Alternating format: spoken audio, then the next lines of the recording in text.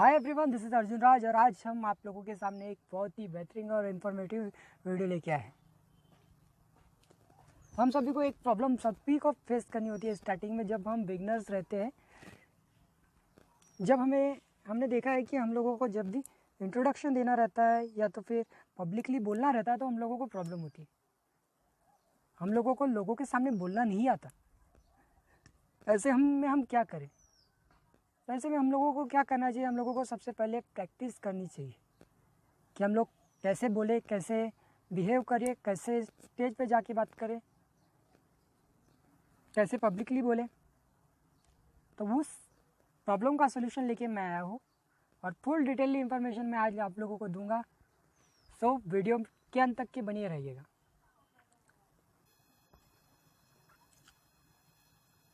Today's subject is how to introduce yourself and your ideas.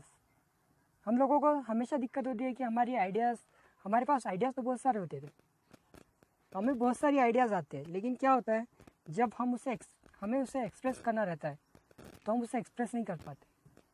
हम हमारे दोस्तों को उसके बारे में बता नहीं पाते, हमारे सीनियर्स को हम लोगों को समझा नहीं पाते। तो ऐसे में क्या करें? तो इसलिए ये वीडियो अंत तक देखें।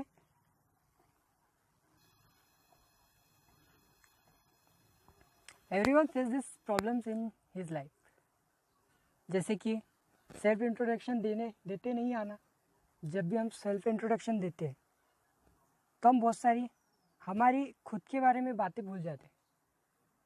ऐसा लगता है कि हमें हमारी खुद के बारे में बहुत कुछ बातें नहीं पता, बट वो एक्चुअल में पता होती है, लेकिन लोगों के सामने जाने के बाद डर के मारे हमारी आवाज़ नहीं निकलती। हमें स्टेज पे जाके हमें इंट्रोडक्शन देना नहीं आता। अगर हमें कोई स्टेज पे जाके बोलने का मौका मिलता है तो क्या होता है, माइक पकड़ते ही हमारा माइंड ब्लैंक हो जाता है। हमें सब कुछ आते हुए भी हमें ऐसा फील होता है कि हम एक बुद्धू हैं, और ऐसे वक्त हमारी बहुत ही ज़्यादा बेइज्जती हो जाती है, हमारी इंसल्ट हो जाती है हमारे दोस्तों के साथ में, हमारे कलीग्स के सामने, हमारे फैमिली मेम्बर्स के सामने, और हमें बहुत ही पछतावा होता है।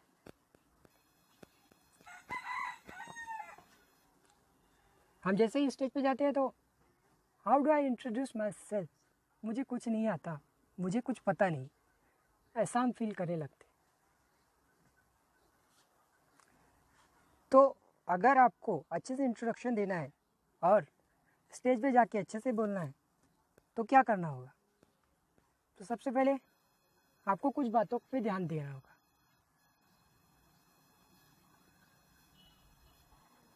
सबसे पहले आपको इजी टॉपिक्स पे बोलना शुरू करना होगा। इजी टॉपिक्स जो आपको पसंद है, जो सब्जेक्ट आपको पसंद है, किसी सब्जेक्ट के बारे में, किसी म्यूज़िक के बारे में, कोई पर्सन है, स्पोर्ट पर्सन है, उसके बारे में, पॉलिटिक्स के बारे में। अगर आपको पॉलिटिक्स में इंटरेस्ट होगा तो आप पॉलिटिक्स के बारे में भी बोल सकते हो।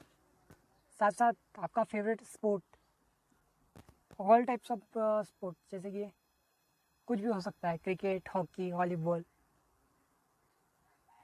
बैडमिंटन, बहुत कुछ है, बहुत सारे गेम्स हैं।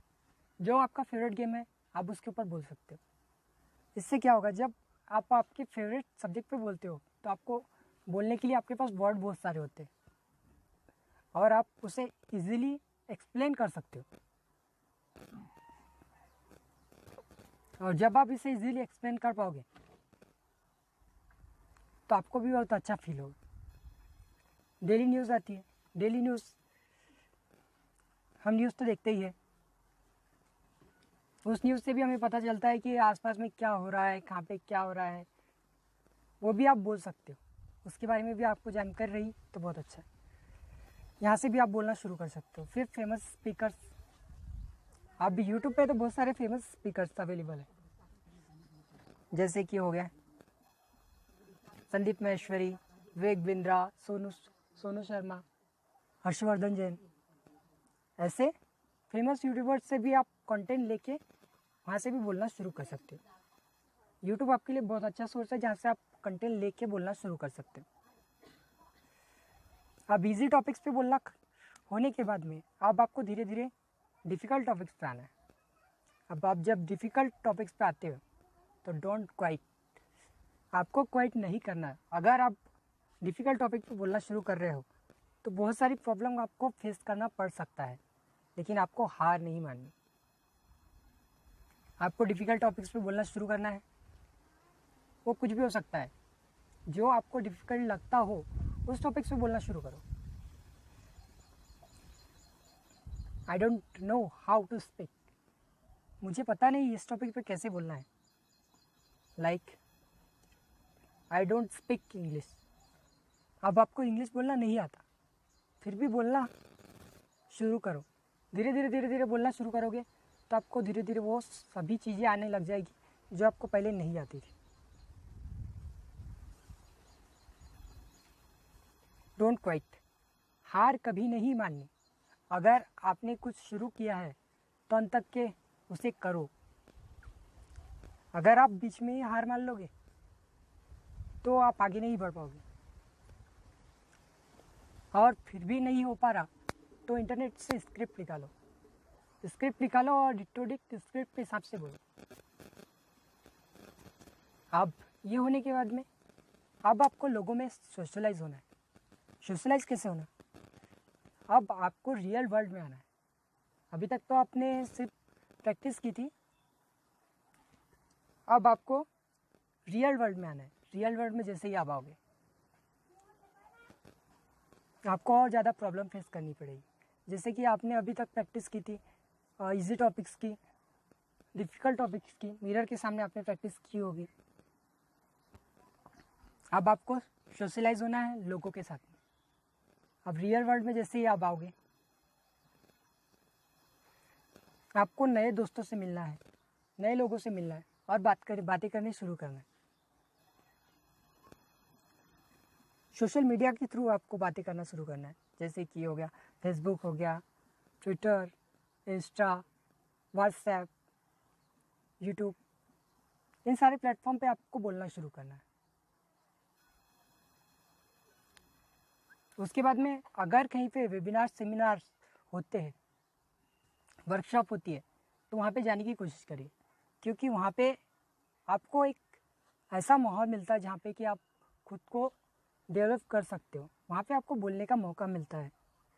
वहाँ पे कुछ चीज़ें ऐसी सिखाई जाती है जो आपको बाहर से पता नहीं चलती।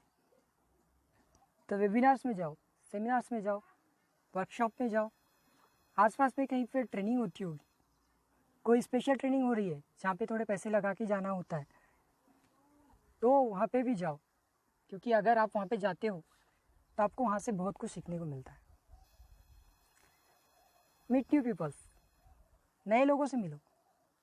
नए लोग यानी कि ऐसे लोग जिन्हें आप नहीं जानते, वो आपको कहीं भी मिल सकते हैं। आप बाहर मार्केट में गए तो बाहर मार्केट में भी नए दोस्त मिले तो नए दोस्तों से दोस्ती करो, उनसे बात करना शुरू करो, स्ट्रेंजर्स से मिलो। एक रूल बना लो, 2 फीट रूल। अगर 2 फीट रूल के अंदर कोई भी व्यक्ति आपके अंदर में आता है तो उनसे आप बात करोगे। ये एक रूल बना लो, जिससे क्या होगा, आप जैसे ही 2 फीट रूल में कोई भी व्यक्ति एंटर करेगा तो आप उससे बातें करना शुरू कर दोगे, और जैसे जैसे बातें करना शुरू करोगे तो आपका कॉन्फिडेंस भी थोड़ा हाई होगा और लोगों से बात करने का डर आपका ख़त्म होते जाएगा। ऑफिस कॉलेजेस में जाओ जहाँ पे आपको नए लोग मिलते हैं, कोई नए कलीग आए, कोई नया एडमिशन लेके आया है, ऐसे लोगों से बातें करना शुरू करो।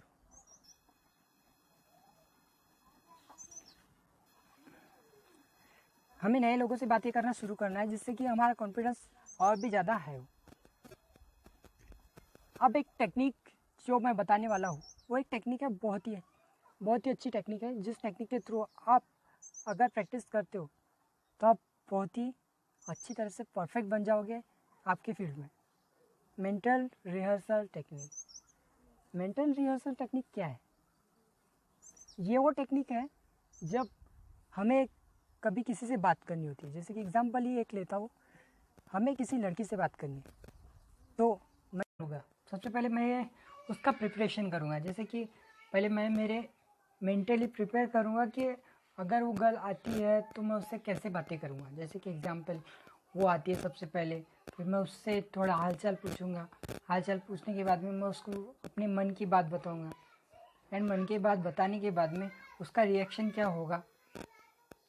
हो सकता है वो एक्सेप्ट करे, ना करे, कुछ भी हो सकता है, बट मैं मेरे मेंटल में प्रिपेयर करूँगा कि वो एक्सेप्ट कर लेती है। एक्सेप्ट करने के बाद में हम लोग खुश होते हैं, उसके बाद में हम लोग और डिसीजन लेते हैं।